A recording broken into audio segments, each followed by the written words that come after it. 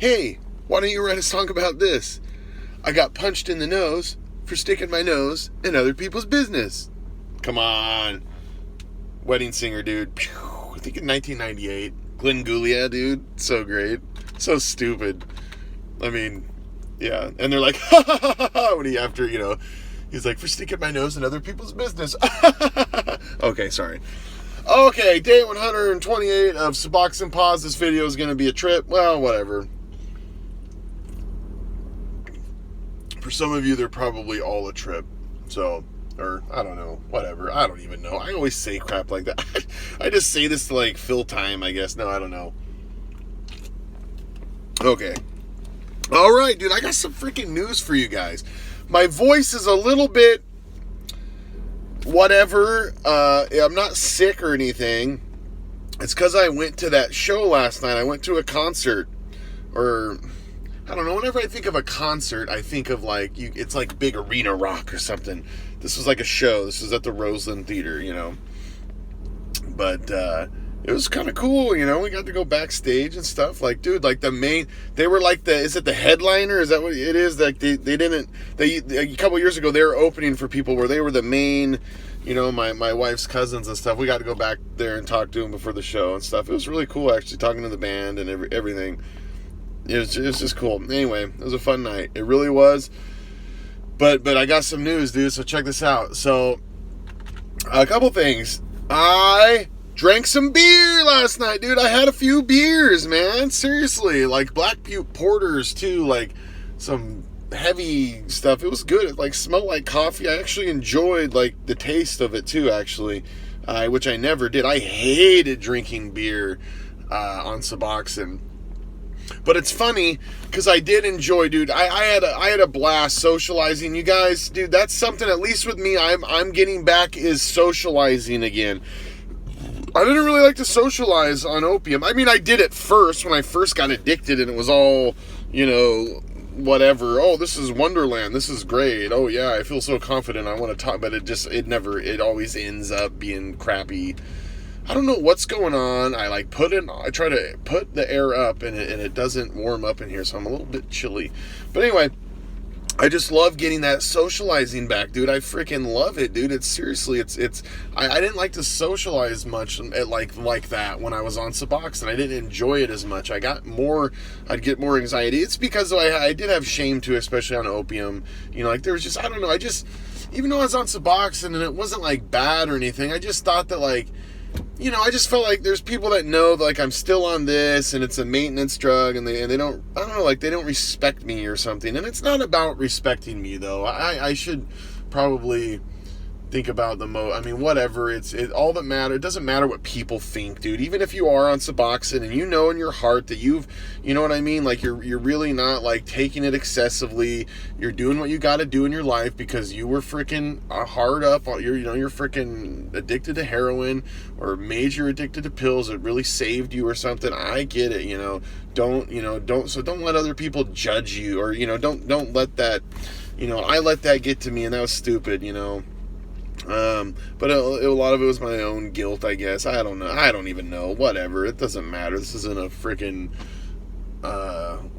counseling session, I guess. But anyway, dude, I had a blast socializing. But, dude, I'll tell you, dude, I don't go to very many stuff like that ever. It's so loud. It's so loud, and I told my wife, like, it was torture for me for a while, because, like, her cousins and stuff, we all get along so great, and her brother and stuff, like, I just got along. My wife's family is seriously so great. They love me, I love them. It's just a happy family, and I talk a lot, and I'm really loud, and I'm, kind of silly and whatever, but really, like, we just get along great. I love it. But when you're at that loud of a show, and you're hanging out with the people, it's torture for someone like me, especially like once I get like a half a beer in me, I'm even louder and I like to talk more. And I'm very happy-go-lucky. We're just like, I just want to talk. And I'm just like, blah, blah, blah, blah, blah. I just want to talk about everything, every stupid little thing, every little observation, every little, Anyway, so that was a little bit torturous for me. I know that doesn't matter, but I guess the point is, like, I had a good time. It was fun. It was a blessed time. Seriously, like, You know what I mean? Like, it was a blessed time. You know, I was happy. You know, and you know, it was just really good. And my wife had fun. We got home late though. It's late. We're not used to that crap, dude. We're freaking, you know, like we're 30, you know, but we kind of live like we're like 60, or you know what I mean? Like, we like to do puzzles together and go to bed early, and you know what I mean? Like, we're kind of boring right now. Like, the last few years we've kind of been boring. But anyway, I don't know, whatever. Anyway, but something I was gonna say though too is, so yeah, we got home late though. But anyway, so I'm tired. But yeah, I got like 6 hours of sleep last night. I got up at 10 to watch football, but I couldn't go back to sleep anyway. If I could, I was, but I couldn't, because I'm thinking like, well, I know the Niners are kicking off right in the morning, so of course I got up. But I'm gonna tell you, dude. And this is why it's good though. It's great. Because I had a blast having some beer last night. I seriously did. And, you know, but I felt like, just that, even though I drank plenty of water last night too. Like, I always make sure I do that, because I hate the feeling of I hate feeling dehydrated.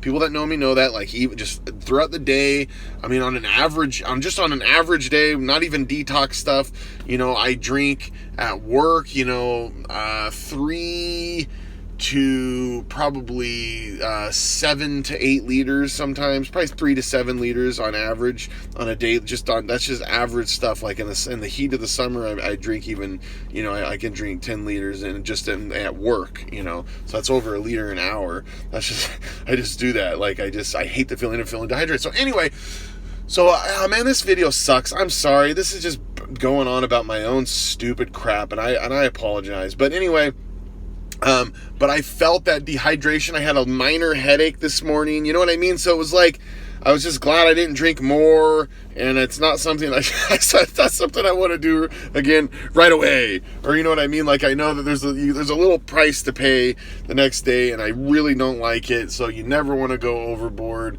with it, you know what I mean? And I'm weak with that stuff. Or just like, I feel the negative effects of alcohol the next day pretty easily. You kind of get what I'm saying? Like, even if it's not that bad, even if I just have a few, like, I just like feeling like a little bit dehydrated, I'm like, yeah. Or, you know what I mean? Like, so that's good though for me, because I've never had a problem with alcohol. That's the great thing. And I think that's why, is because I just freaking hate that so much. So it's very rare that it's not too common that I do drink, but I will have beers here and there. Seriously, like, I absolutely will. You know, in fact, I probably will in a couple weeks. Me and my wife are gonna get away and go stay at the beach, and I think that me and her are gonna have a couple drinks. She never drinks, dude, never. So it's like, I have to like make her drink, dude. She drinks like a quarter of a beer, and she's like, ooh. You know, so anyway, okay, I'm sorry. I'm so sorry, you guys. I'm sorry. Okay, here we go. But dude, the socializing stuff's coming back. So, like, I know some of you guys might be having social anxiety and stuff, but I'm telling you, dude, because I remember this the first time. When I was having a ton of social anxiety for most of this, and I started getting over this hump at about 5 months. And I don't want that to scare some of you guys. I'm just talking about the social anxiety part. I started getting over a hump at about 5 months. And I was more social. And then by 6 months, I was just like, bah, bah, bah, bah, bah, and I got all these ideas, and I'm going to write scripts now. And dude, we should get together and do skits. I mean, like, that's how it freaking was, dude. And then I relapsed, and I got prideful and confident, whatever. Anyway, we all know that.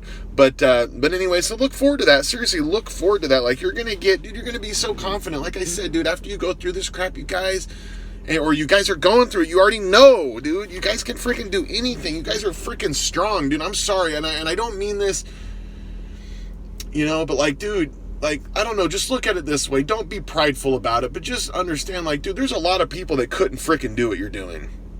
Okay? They just can't. You're strong, okay? It builds a special strong, you know. You build that, oh man, what's that in the Bible where it's like you know, it's like, perseverance, and then that builds proven character, and proven character hope, and you know what I mean, and hope, that self control, and then it's hope. I mean, like you build all these things and these roots, and it's just gonna make us so strong. Okay, so just don't forget that. But anyway, I was watching a video last night when I got home, and I was kind of buzzed, but I still had to like delve into God and stuff, and it was great because I was thinking about stuff. It was kind of cool. But God's cool. God's just great, He's just great. He's a great God. He loves us. And anyway, but I was listening to a thing it was about a Muslim convert, and he was talking about, this is crazy, he was actually a prison guard, because when a lot of Muslims that are in prison, they hand out like these brochures about Islam and stuff. That's kind of a way of infiltrating. Actually, it's part of their, you can go listen to this is from them, this isn't just from me, this is from them, this is, that's a way, that's a battle method, or you get what I'm saying. And he converted to Islam. He was a Muslim for 12 years. But it was just interesting. There's way more to his story, but something he said that was very interesting about getting delivered, or coming to Christ. And he known about Jesus. He went away, he got sucked into the Gospel of Barnabas and just mumbo jumbo stuff that's not real, but people get deceived, dude. And what's interesting with him though is Jesus. He had a dream. And it's crazy because Abdu Murray, who's an apologist, he was talking to this guy. I guess him and another apologist prayed, because they just knew everything that he was dealing with was all intellectual.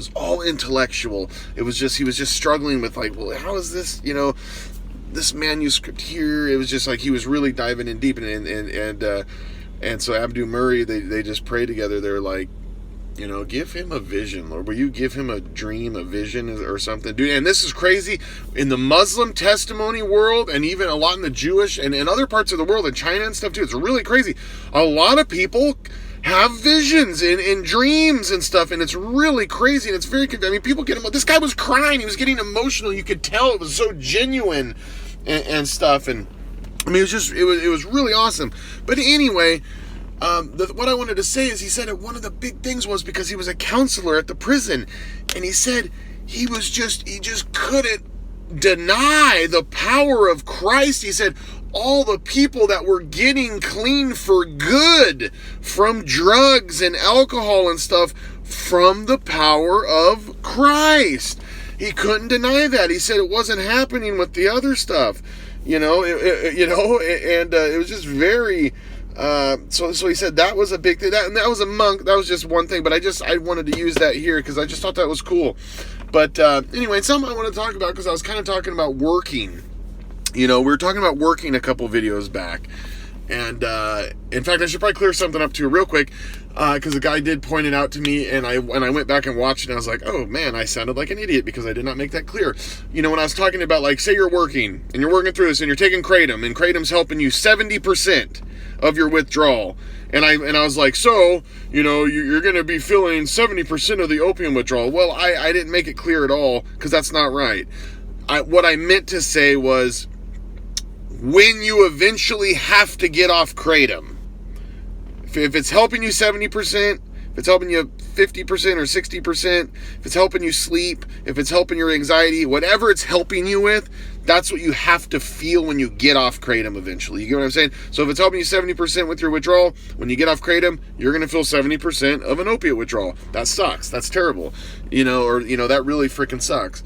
So, I would say, if you do got to take Kratom, I'm sorry, but I would say if you are taking Kratom and it is, you feel like it's helping you that much, because that is a lot, 70%, I would say, dude, take less to where it's helping you 30, 40%, or maybe half if you really got to, and then kind of, so you don't have to go through this major, because whenever you stop Kratom, dude, well, you're either going to be on it longer, and then it's going to suck even more to get off of it, or the sooner you get off of it, say you take it for 3 weeks and then you stop taking it, well, then you're going to have the feeling of coming off the Kratom, and you're still only you're still only 3 weeks off of opium, so you're going to kind of be feeling kind of both, or, you know what I mean, and that can just really makes people stumble, dude. We've talked about a guy that, he he got off Suboxone and then started taking kratom, and then he told me, he's like, dude, now I'm back on, I to get off the kratom I had to get on a low dose of Suboxone, so here we are again, you know. And I've been down that road, obviously I've said it a million times. So that anyway, I just wanted to make that clear. That's what I meant. So if it's helping you 70% now, when you get off kratom, then you're gonna have to feel 70% of it. Okay, but anyway, working versus rehab, because rehab, technically, yes, it does have the most success rate, you know, getting off opiates and stuff, rehab. But there is a lot of people, and some of the statistics are skewed. And the rehab facilities, I'm sorry, there is, you know, we would be naive too to not think this, but like, of course, some of these statistics are skewed as well, because rehab facilities want you to think that their success rate is whatever better, because they want you to go there, they want you to spend the money, you know, they got to make money, they got people that are employed, you know, it is a business. In fact, oh man, I was listening to something, and it was the rehab facilities, the whole rehab thing is it is billions of dollars of a business. I mean, it's hundreds of millions at least. I think it is a like something $1 billion industry, you know. But and drugs are you know, hundreds of billions of dollars. In fact, worldwide, it's probably trillion. In fact, I guarantee you it is $1 trillion industry. Anyway, but yeah, and that's what, dude, yeah, over trillions of dollars. Because if you took illegal drugs and then the freaking drugs that they freaking prescribe people that are freaking just drugs, you know, like, oh, Adderall, well, yeah, this is, you know, prescription meth, you know. And I mean, I know it's not the same as smoking, but dude, I'm telling you right now, dude, if you want to you can take, well, you know, you can take 30 milligrams of Adderall and do a little this and a little that. You can feel like you did meth. So anyway, that's not the point of this. But anyway, the point is rehab versus working. And I guess the thing is, there's benefits to rehab for sure, okay? Absolutely. And it's hard to work and stuff, and I get it. But there is a part when you do work, because a lot of people, they go through rehab. This is kind of what I was saying with the skewed statistics. They're successful in rehab, but then they get out of their 90-day rehab or whatever it is, 120, whatever it is, 6 months even, or whatever, and then they go back to regular life. They go back to their town. They got to get a job. They go back to their job, whatever it is. That's when the rubber meets the road, and that's when a lot of people slip up. Not everyone, but a lot of people. In fact, I think the success rate is about 1/3 of them actually make it after that point. So whatever the stat is, you can kind of cut it into 1/3. Probably, depending. Stats are just a freaking weird thing. You really got to do digging. You really got to take it with a grain of salt. A lot of statistics. Anyway, okay. So anyway, but when you work, when you don't do the rehab thing, and if you just can't do it, you know, and you have to work, you get, it's baptism by fire, baby. I mean, you know, or if you got to take care of your kid, you got responsibilities. You're a husband, you're a wife, you know what I mean? You're a father, you're a mother, you're an employee, you own your own business or whatever it is, you know, we can do what we can do. We can take our time. Like, I don't have a freaking vacation this year. I used it. It sucks. But it is what it is. It's fine. It's not, I know I heard a guy a while back, he's like, well, that's the thing. He's like, I don't want to use my vacation for this, so I'm going to embrace the suck. It's like, good luck, dude. I mean, do you want this for your life? Don't you want to go all out on this and get this done? I mean, I don't know. That's just my thinking. Everyone to their own, but I just, you know, we got to be all into this freaking recovery. It's hard, man. It's very hard. But when you work, man, you get used to life, because man, you're forced to do it. So when you get through this, as the months go on, it's like, man, I've been feeling like crap every day. I'm not getting sleep, I'm having anxiety, I don't have energy, I'm having low energy at times. You know, I'm just feeling really foggy, or you're just straight up working through the early stages. Someone got back, they made it through day 3 of freaking working, they got the weekend off, and then they got to get back to the grind. Man, they're really going through it, man. And I was like, dude, keep me updated, dude. People want to know. I want to let you guys know how this person does working and stuff. So they get back to it tomorrow. So they're on day 5 right now. They've worked the first 3 days. They had the last 2 days off. They're struggling right now a little bit with just energy and getting motivated and the restless legs. But they said like working's almost a little bit better because you get moving and stuff. And dude, there is absolute truth to that. And it helps keep your mind off when you're just sitting and you're just so bored and just blah, nothing. You know what I mean? It can be rough. It can be rough. And then when you're idle like that, bad things can happen. So, but working through it, man, you get forced to deal with life. Okay. So anyway, so there's positive, but rehab is great. Everyone's got their own opinion, and honestly, I don't think that there's not a right answer. Just some people this works better, some people this works better, some people just don't have a freaking choice, too. That's let's just be straight up, and you just got to do it. You just got to take it. Doesn't matter. Okay, yeah, I can't afford to go to rehab. Doesn't matter. I'm freaking taking my life back, baby. All right, I know a ton of you folks that are doing that very thing. Okay, this is what I wanted to read yesterday, and I just want to read this. This is all I got, and this is getting, gosh dang it. Don't you remember? I was like, I won't make them 20 minutes long consistently. Well, they're flipping always 20 minutes long now, and I apologize. I don't know if you guys even care, but okay, here we go. This is the beginning of Romans, and this has always stuck out to me, and I don't even know what the point is here, other than like, we know the truth, okay? Let's not suppress the truth. So here we go. This is Paul writing. Because that which is known about God is evident within them. He's talking about all of us, really. For God made it evident to them, he says. For since the creation of the world, his invisible attributes, his eternal power and divine nature have been clearly seen, being understood through what he has made, so that they are without excuse. We are without excuse, it says, okay? It is evident. It's evident in our nature. It's evident in everything he has made. Like, and that's a thing, dude. I'm sorry, man. You look around, dude, the human heart, there's right and wrong, there's love, there's hate, there's trees that grow fruit that we eat, there's all these other people. We have emotions, we have feelings, the laws of gravity, just everything, matter, time and space, and the earth being perfectly distanced from the sun, and the moon's here, and the gravitational pull. We need Jupiter. If we didn't have Jupiter in our solar system, it would wreak havoc on our planet. It's like, just so many, with the gravitational pull, and it's kind of like our solar system's dumpster, it sucks because the mass is so big, we'd get hit with so much more stuff. Just on and on and on and on and on, and I really want to get back to the human experience. So it's evident, okay?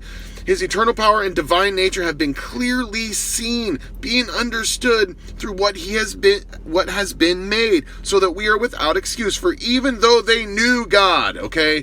For even though they knew God in their heart, man, they did not honor him as God or give thanks, but they became futile in their speculations, and their foolish heart was darkened. Professing to be wise, they became fools, okay? And exchanged the glory of the incorruptible God for an image in the form of the corruptible man. I love that. That's awesome stuff. That's powerful stuff. Think about that. Meditate on that. I don't really know what the point to the video was with that, other than God's real. It exists, and we don't have an excuse, man. This whole experience, God is love, man. So we're loving. That is God. That comes from God. Every good thing comes from the Lord. All right. Oh, 49ers won, dude. Boom, boom, boom, boom, boom, boom. 41-17. The Bengals got whooped. Okay, sorry. So I'm happy. I'm all jazzed up right now. It's just great. The offense got going. Okay. All right, everyone. God bless. Stay clean. V for victory. Praise Jesus. Seriously. Praise God. Let's be grateful to God and his mercy, okay? God bless all y'all. See you tomorrow. God bless and salute.